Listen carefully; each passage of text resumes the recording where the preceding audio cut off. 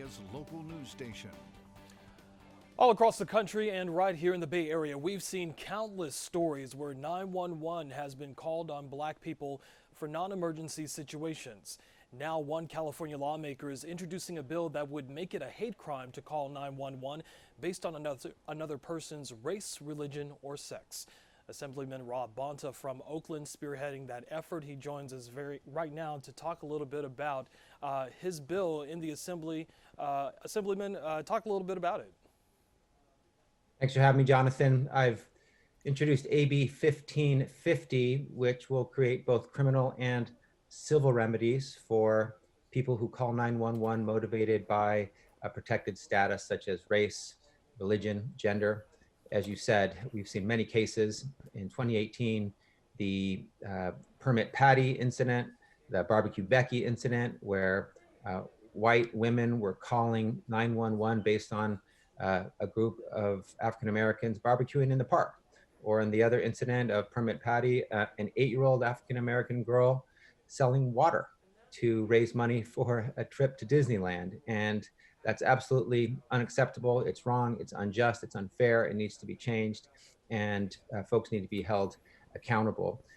We've seen cases as recently as 2020, so these are ongoing. It's an ongoing problem.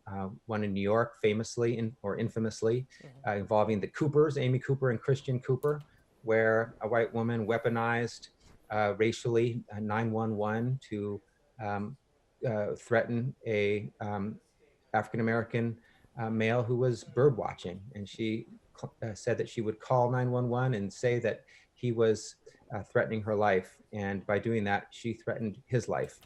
Because as we know, so many interactions involving law enforcement and African Americans that involve no crime or the suspicion of a minor crime at best have led to serious bodily injury or death. And this needs to stop. This is not who we are. There needs to be repercussions, consequences, accountability, and deterrence. So we've provided 2 remedies here. As I mentioned, both a criminal remedy and a civil remedy. If you knowingly falsely call 911 based on someone's race, our existing laws will kick in that are not currently connected. We have a law that says it's a misdemeanor to falsely call 911, and another law that says it's a hate crime when you exert certain conduct based on someone's protected status. Now the 2 will be explicitly connected, so that if you call 911 based on someone's race, for example, it will be a hate crime with criminal consequences. As we know, district attorneys, prosecutors are the ones who bring cases, and should they not decide to bring a specific case where someone feels wrong, they feel that a racist 911 call was made against them, they can themselves bring a civil action.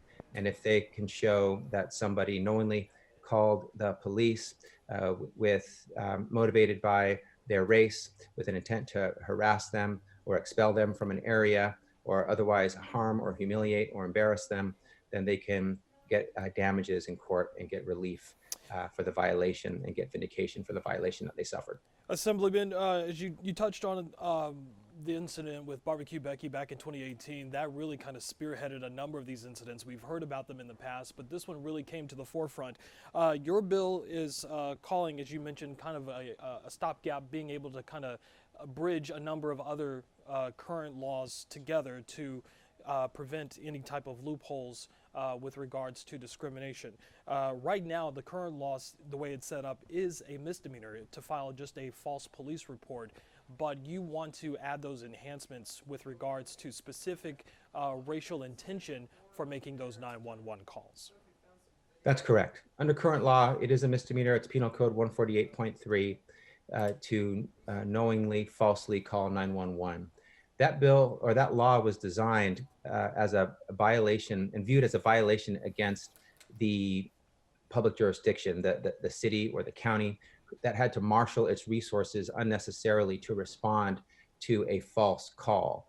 What that law did not cover or contemplate was the pain, the danger, the risk, the threat of serious bodily harm, or even a threat to one's life of a 911 call that's weaponized based on race. And it is very important that we acknowledge that is happening, that people who are the victims of such calls deserve protection, deserve the ability to seek relief, deserve a remedy in court.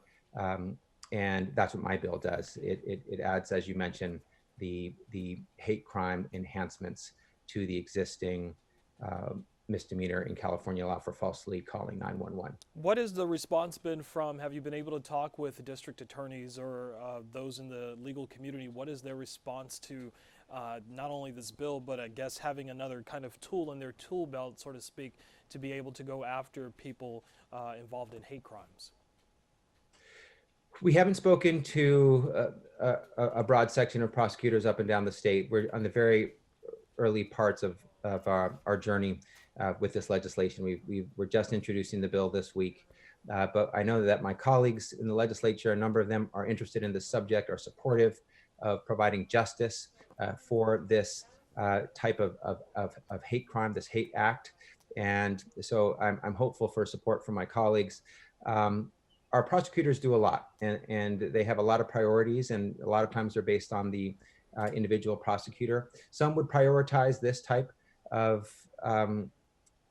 crime, and it would be, as you mentioned, a tool in their toolkit that they would use. Others might not, which is why it was really important to me that we also have that second remedy, the civil remedy, so that an individual who is harmed and hurt, who is the victim of a race-based 911 call, even if the prosecutor does not seek criminal prosecution, that individual can seek a civil remedy on their own. Do you think, obviously with everything that's been happening, you talked about a number of these cases. Obviously the incident with George Floyd has brought race relations to the forefront of a conversation that so many people have put off for generations. Why is this so important now? Why does this need to happen now? We're in a special moment, and a moment where a lot of the systemic and structural racism and injustice is being revealed to folks who hadn't been focused on it. There is essentially, in my view, a unanimous chorus of voices calling out for change, shining a light, a spotlight on the injustice. There have been many who have been calling for change but hadn't been heard, who've been calling for systems change that has not yet come. And this is the moment when we must deliver. This is the moment where we are confronting and facing the systemic and structural racism that exists in our society, and in all aspects of our society, certainly including our criminal justice system and our 911 system and how it's weaponized. We have video that's showing, just laying it bare, these incidents that maybe people have talked about, but others haven't believed. Now they can see it with their own eyes, what Amy Cooper did to Christian Cooper, and see how it was totally made up based on race, a 911 call to threaten a man who was doing nothing but bird watching and sharing with Miss Cooper that she was not complying with the dog leash laws in the park. And so people are seeing this, and it's happening time and time again.